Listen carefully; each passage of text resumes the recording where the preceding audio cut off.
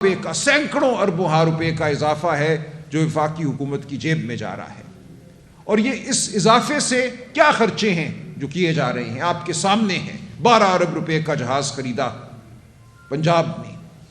आप जानते हैं कि जो पुरतईश जिंदगी इस्लामाबाद में गुजारी जा रही है।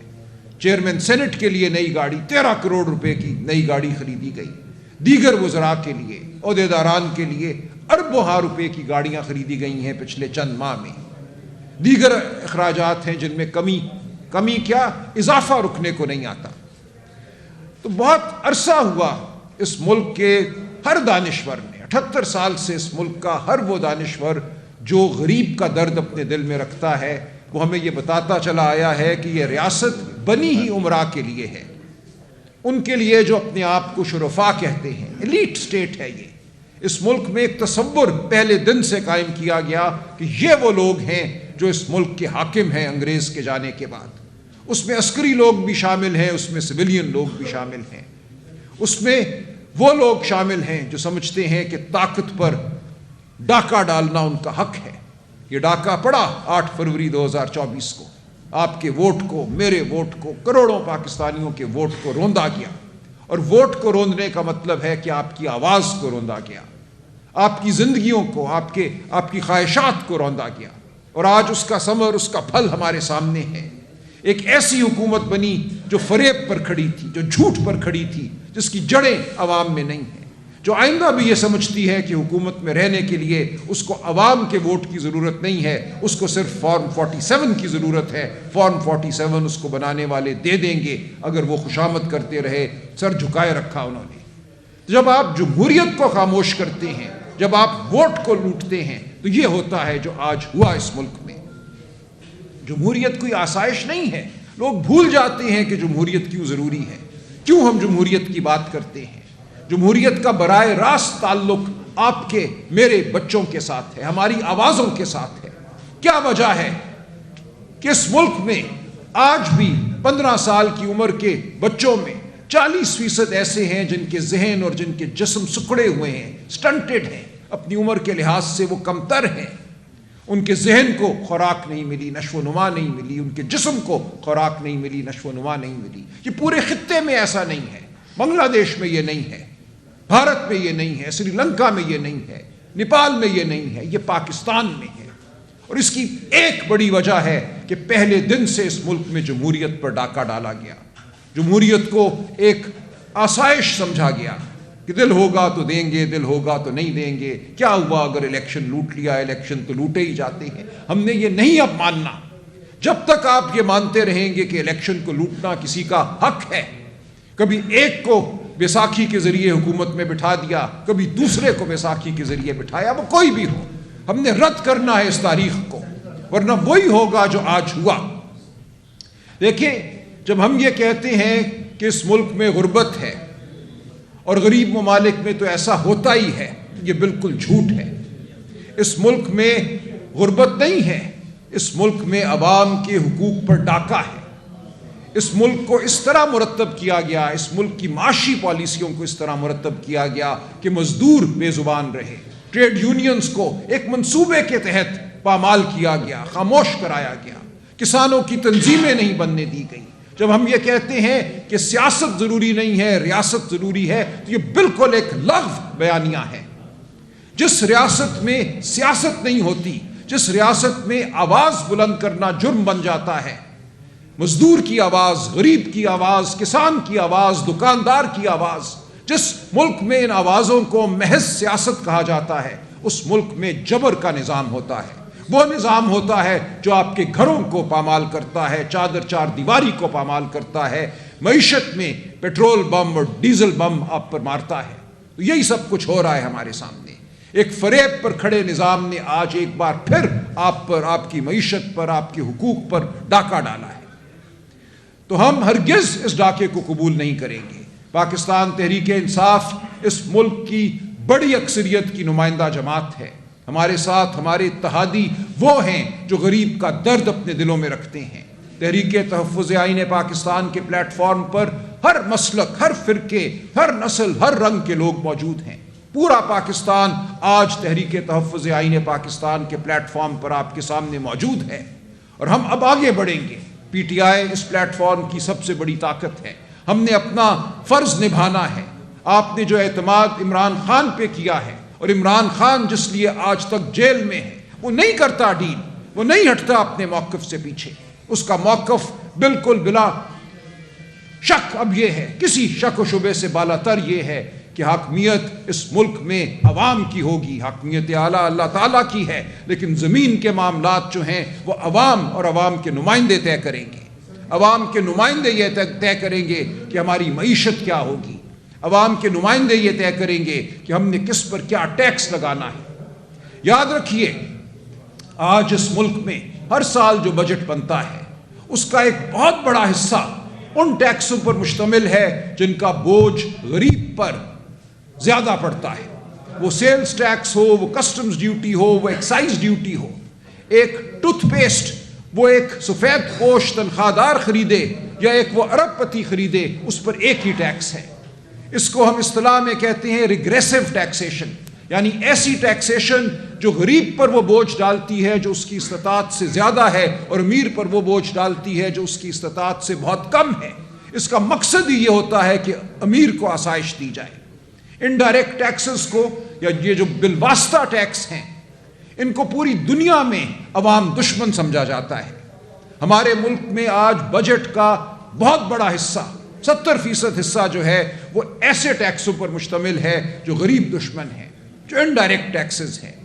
اور کیا وجہ ہے کہ انکم ٹیکس، جس میں آپ امیر سے اس کی حیثیت کے مطابق ٹیکس لیتے ہیں، آپ کہتے ہیں تمہاری آمدن زیادہ ہے تو تم ٹیکس بھی زیادہ دو گے۔ غریب سے اگر ہم 5%، 80,000 روپے یا لاکھ روپے یا 2 لاکھ روپے کمانے والے سے اگر ہم 10% ٹیکس لیتے ہیں تو جو 2 کروڑ کماتا ہے مہینے کے، وہ ہمیں دے 50% ٹیکس۔ اس کو کہتے ہیں منصفانہ ٹیکس، کہ امیر جس کی استطاعت زیادہ ہے، جس کی ضروریات پوری ہونے کے بعد بھی وافر پیسہ اس کے پاس رہ جاتا ہے، وہ اٹھائے ریاست کا بوجھ، وہ اٹھائے غریب کا بوجھ، وہ اٹھائے وہ بوجھ جس سے اسکول بنیں گے جن میں غریب کے بچے کو تعلیم ملے گی، جن سے وہ پروگرام مرتب ہوں گے جن سے غریب کے بچے کو صحت ملے گی، عوامی ہسپتال، ریاست کے ہسپتال بہتر ہوں گے۔ صرف یہ نہیں ہوگا کہ امیروں کے ہسپتال بن جائیں جو ایک نمونہ ہو جیسے کوئی 5 سٹار ہوٹل ہے، امیروں کے بچوں کے لیے اسکول بن جائیں جو 7 سٹار ہوں، اور غریب کا بچہ سسکے، اس کو نہ تعلیم ملے نہ اس کو خوراک ملے۔ یہ ہوتا ہے مقصد ایک منصفانہ معیشت کا، ایک منصفانہ نظام ٹیکس کا۔ تو جس زاویے سے بھی دیکھیں، آج ہماری مملکت ایک غیر منصف نظام پر کھڑی ہے، غیر منصفانہ نظام پر کھڑی ہے، ایک ایسے نظام پر کھڑی ہے جو امیروں کی ضرورت پوری کرتا ہے، جو ان کی ضرورت پوری کرتا ہے جو بالادست ہیں، جن کو پلاٹ درکار ہیں ڈی ایچ اے میں یا کہیں اور ہو، ان کو پلاٹ بھی مل جاتے ہیں، الاٹمنٹ ہو جاتی ہے ان کو، اس قیمت پر نہیں جو مارکیٹ کی قیمت ہے، ان کو کروڑوں کے پلاٹ، اربوں کے پلاٹ ہزاروں میں مل جاتے ہیں۔ یہ ہے اس ریاست کا مقصد کہ امیر کو امیر تر کرو، غریب کو اور پیسو، غریب کو غریب تر کرو۔ تو آج جو کچھ ہو رہا ہے، ایک لمحے کے لیے نہ سمجھیے کہ یہ آپ کا مقدر تھا، یہ تو ہونا ہی تھا، یہ تو ایران کی جنگ کی وجہ سے ہے۔ اس لیے ہے کہ آپ کی معیشت کو کھڑا ہی ان بنیادوں پر کیا گیا ہے جو انسان دشمن ہیں، جو غریب دشمن ہیں۔ اس ریاست نے اپنے پاس وہ ذخیرہ نہیں کیا جس کو ضرورت کے وقت وہ آپ کے لیے استعمال کر سکتی۔ یہ پوری دنیا میں ہم دیکھ رہے ہیں کہ ایک سامراجی نظام جو پچھلے 30-40 سال میں غالب ہوا ہے تمام دنیا پر، جس کے نتیجے میں ایسے حکمران سامنے آئے ہیں، ایسی حکومتیں سامنے آئی ہیں بشمول پاکستان میں، جن کا مقصد ہی یہ ہے کہ غریب پر بوجھ ڈالے رکھو تاکہ غریب کی آواز نہ اٹھے، تاکہ جمہوریت نہ پنپ سکے۔ تو یہ ہے جو آج ہمارے ساتھ ہو رہا ہے۔ تو میں آپ کو یقین دلاتا ہوں اپنے تمام دوستوں کی جانب سے، میرے ساتھ بیٹھے ہیں پنجاب اسمبلی میں لیڈر آف دی اپوزیشن معین قریشی صاحب، میرے ساتھ بیٹھے ہیں حقوق خلق پارٹی کے سربراہ جناب عمار علی جان صاحب، ان کا ایک ماضی ہے، یہ ایک مفکر ہیں، یہ ان چیزوں کو بہت قریب سے دیکھتے ہیں۔ کسی بھی تحریک میں جنون بھی چاہیے، جذبہ بھی چاہیے، لیکن فکر بھی چاہیے۔ آپ کو سمجھنا ہے کہ آپ کے ساتھ کیا ہو رہا ہے، منظر پہ آپ کو نظر کیا آتا ہے اور اس کے پیچھے کیا ہے۔ یہ ہے مفکر کا کام۔ کوئی تحریک کامیاب نہیں ہو سکتی جب تک مفکر اور اہل جنون اکٹھا نہ چلیں۔ ہمیں بالکل سڑکوں پہ نکلنا ہے، اس مہنگائی کے خلاف نکلنا ہے، بربریت کے خلاف نکلنا ہے، چادر اور چار دیواری کی پامالی کے خلاف نکلنا ہے۔ میری بہنیں یہاں بیٹھی ہیں، غربت، مہنگائی یہ سہتی ہیں، ان کے چولہے ہیں گھروں کے جو بجھتے ہیں، جو چل نہیں سکتے، ان کے بچے ہیں جو بلکتے ہیں۔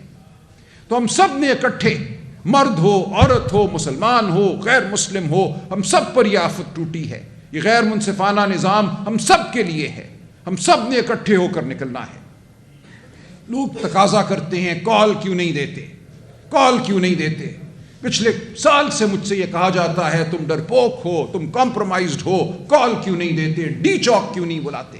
اور میں ہمیشہ یہ جواب دیتا ہوں کہ میں نے 10-20 ہزار کے ساتھ ڈی چوک نہیں جانا، میں نے 50 ہزار کے ساتھ بھی ڈی چوک نہیں جانا۔ وہ تو گولیاں مارتے ہیں، ماری ہیں انہوں نے گولیاں 26 نومبر کو، ہمارے بچوں کو شہید کیا ہے، اور بار بار یہ کیا ہے۔ 28 فروری کو بھی جو لوگ احتجاج کرنے نکلے ان کو شہید کیا گیا، لاشوں کو اٹھا دیا گیا، ہسپتالوں میں ریکارڈ تلف کر دیا گیا۔ ہمیں اب انقلاب کی ضرورت ہے، جو بنیادیں اس ملک کی ہیں ان کو تبدیل کرنے کی ضرورت ہے، ہمیں نظام کو تبدیل کرنے کی ضرورت ہے، اور یہ ہوتا ہے۔ ایران میں ہوا، ایک انقلاب آیا، ہمارے سامنے ہے کہ اس انقلاب نے کیسے اس قوم کو جوڑ دیا ایک نظریے کے ساتھ۔ جب اس پر حملہ ہوا، ایسا حملہ جو سمجھا جاتا تھا کہ ایک سپر پاور ہے اور اس کا نمائندہ جو ہے سیاہ نمائندہ مشرق وسطیٰ میں، یہ تو چڑھ دوڑیں گے، ان کے پاس تو ایسے بم ہیں، کلسٹر بم ہیں، اور ایسے جہاز ہیں جن کو نہ ریڈار دیکھ سکتا ہے، ایسے بم ہیں جو گہرائی میں چلے جاتے ہیں، زمین کو چیر دیتے ہیں۔ آج آپ کے سامنے ایک قوم جب متحد ہوئی، جب کھڑی ہو گئی، تمام تفرقے بھلا کر ایک نظریے کے ساتھ اپنے تشخص کی بحالی کے لیے، اپنی تشخص کی برقراری کے لیے، تو بھاگنا پڑ رہا ہے آج اس جابر سپر پاور کو، بھاگنا پڑ رہا ہے اس کی زرخرید صہیونی طاقت کو۔ تو آپ یاد رکھیے کہ طاقت وہی ہے، وہی ریاست طاقتور ہے جہاں عوام اور ریاست کے درمیان خلیج نہیں ہے، جہاں ریاست کھڑی ہے عوام کے لیے، وہاں عوام کھڑے ہیں ریاست کے لیے۔ پورے ملک کا وجود جو ہے، پورے ملک کی جو ضمانت ہے اس کی خود مختاری کی، وہ عوام اور ریاست کے درمیان ہمانگی ہے۔